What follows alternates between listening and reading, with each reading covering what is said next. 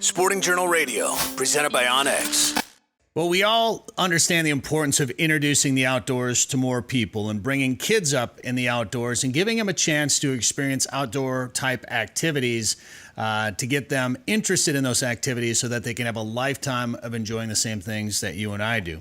Now, some of those kids don't always have the same access to those activities. Maybe if you're like me, I grew up in a family that hunted and fished all the time. I had a dad that did it, brothers, cousins. My grandpa got us all into it, of course. Not everybody has those opportunities anymore. So putting on an event for kids to get them introduced to the outdoors is increasingly important. And Dean Krebs is going to join us right now to talk about one of those activities. Dean, how are you doing? Very good. Very good. Thanks for coming back on. I think we have you on just about every year to talk about this event that you're doing in Alexandria. It's the Youth Outdoor Activity Day. When is it going to be this year, Dean? It's going to be Sunday, August 29th. So coming up here in a week and a half out at the Alexandria Shooting Park. What a perfect place to have it out there. And if I remember correctly, that first year that you guys did it, you had a great turnout. And then the next year, it kind of blew you away. Yeah, well, it kind of blew us away both years, actually. So the first year we have a youth outdoor activity day. You know, what are you hoping for? 50, 100, 150 kids. We had 542. And then you're right. The next year we're well over 1,000. I think we're about 1,200. And yeah, the interest in this has just been incredible. And now we're expecting 2,500 kids this year. Talk about some of the events that these kids will get to take part in. And we should mention right off the bat, it's completely free for these kids to go to this, right? Absolutely. We will not let anybody charge for anything out there. You cannot get your wallet out of your pocket. We won't even take donations that day. We survive on donations. That's how we put this thing on. But that day, it's not about money. That day, it's about getting kids involved in the outdoors. And so that's a pretty key piece for us that we want to make sure that we continue on forever. That's one of our founding tenets there is this thing has got to be free. Why did you start this?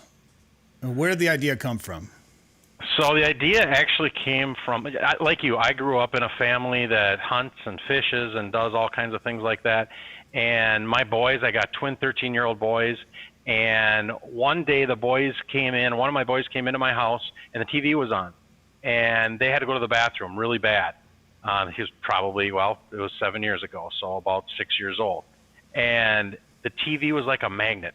I mean, it was just, he had to go to the bathroom so bad, but all of a sudden, it was just like a magnet like this, and it pulled him over there, and he sat down on the couch, and I'm like, wow, if that happens to my kids, how about these kids that do not get an opportunity to take part in some of these activities?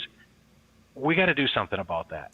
And so we brought this idea to I'm involved with two conservation organizations, Douglas County Pheasants Forever and Viking Sportsmen, and brought it to the two clubs and says, let's put this on. And it has blown up now, to answer your previous question, 43 different activities for kids to do. And they vary from things like trap shooting, rock climbing. We have a nature trail. We have a casting area for both regular and fly fishing. We have got ATV rides and just a multitude. Everything you could possibly do in the outdoors in Minnesota, we basically have it. And then, yes, look at there. We've got free lunch. So every kid who comes there and parents and everybody else gets free lunch and free ice cream.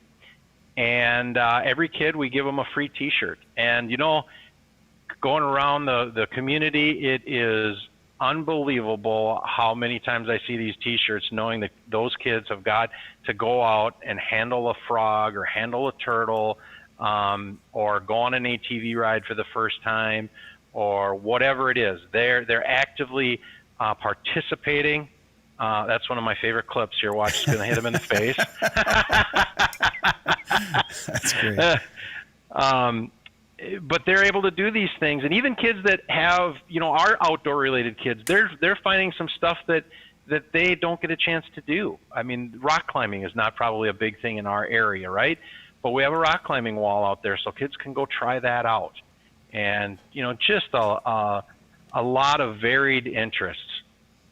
What do you think is the favorite event at your event? Favorite activity? Well, we give away a lot of prizes. So there's the bird houses. We have the kids make bird feeders or bird houses. This year it's bird feeders. We give away a lot of fishing poles and BB guns and bows and arrows. So I would have to say that the fishing rod, where you go out and learn to cast a fishing pole, and then we give away about 1,000 fishing poles. Wow. That is probably one of the ones that people just love. I mean, there's a big line there because people just love that one.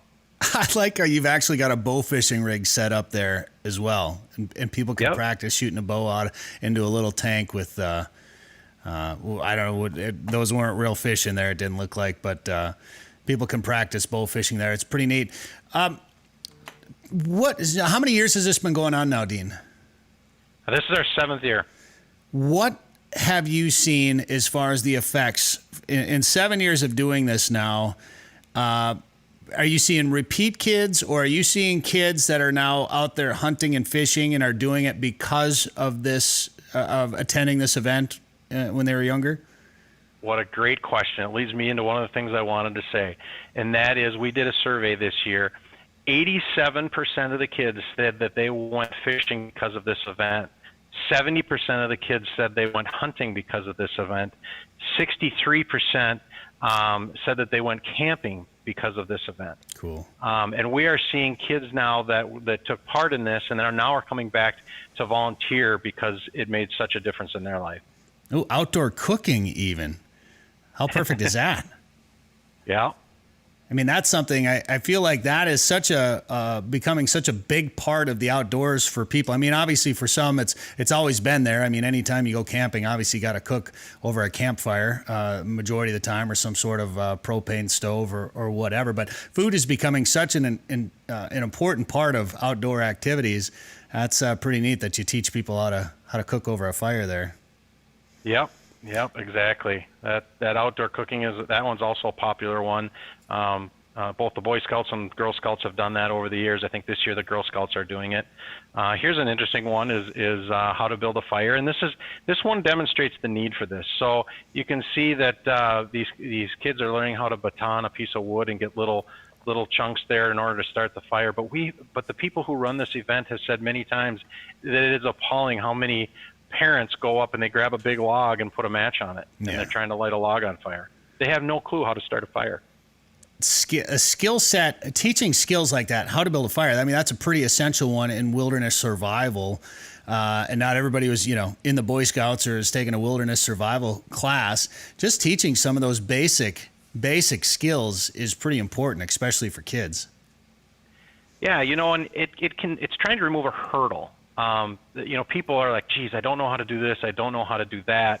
But if you can give them some experience in how to do that, they feel a little bit more comfortable going out into the out of doors and go camping and that type of stuff. But if they've never done it and they're facing all these new challenges and with skills they don't have, it can be intimidating. So what we're trying to do is really remove those hurdles, get them introduced. If you look at the recruitment, retention, reactivation model, the introduction is a big piece of that. Is getting people interested in this and then they can move on. And we've got some other programs that we're working on as well to further that, so that they can take part in things after our event as well.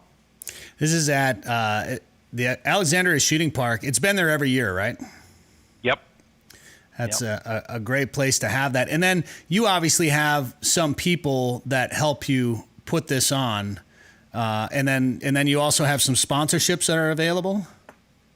Yeah, so we have a committee of people that put this on. They're a dedicated group that has worked really hard on doing this and getting it all lined up. And we strive to be as professional as we can and make it really easy for people to do things.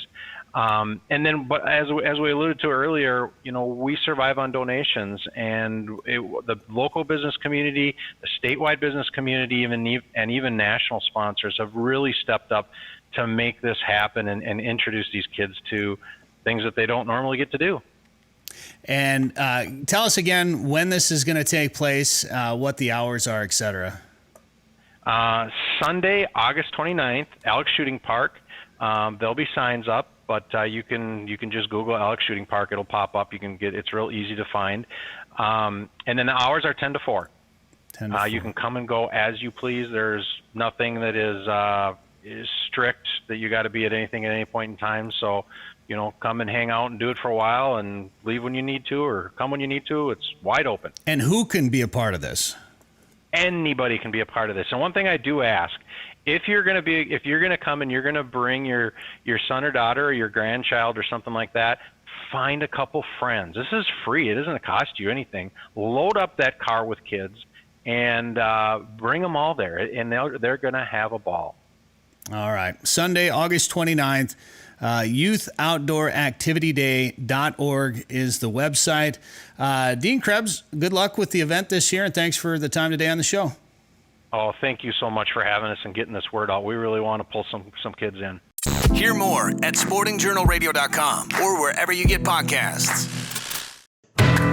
Devil's Lake is legendary, and this summer has been legendary for walleyes. Don't miss out. Call Haybale Heights Campground and Resort today to book one of their modern cabins on East Bay. The cabins are furnished with a full bathroom, kitchen, and all the amenities like high-speed internet and are clean following CDC guidelines. Staying at Haybale Heights gives you full access to a private boat launch, fish cleaning station, and beach area. Learn more at haybaleheights.com.